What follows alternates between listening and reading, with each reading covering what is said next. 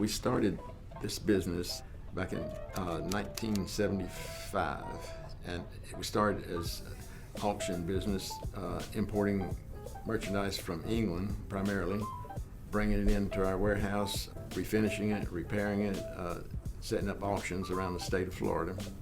It became very hectic and very time-consuming on our part to try to do that, bring in a container every month or two and then finish fixing it up and go into a city around Florida to do an auction. So we came upon this location here on North Orange Avenue and decided that this was be a much better location for walk-in traffic. So we were able to set up a business with retail business at that time, and it was strictly antiques at that time.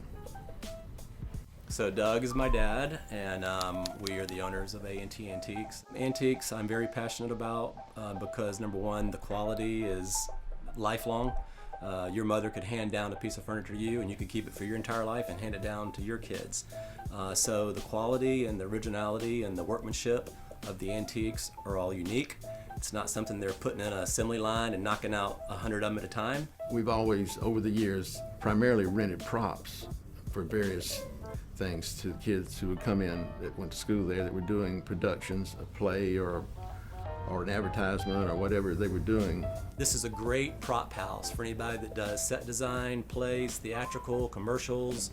This is probably the largest prop house in the southeastern United States.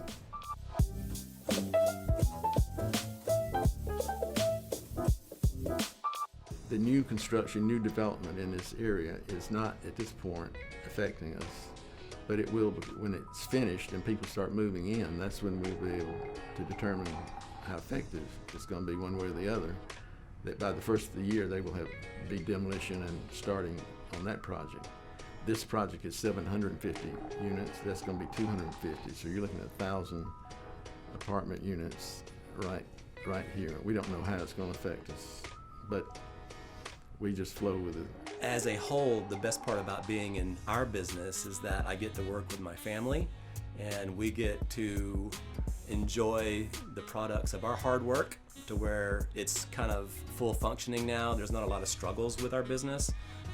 It's kind of, believe it or not, runs itself. We come, we open the door, and we just wait for business to happen.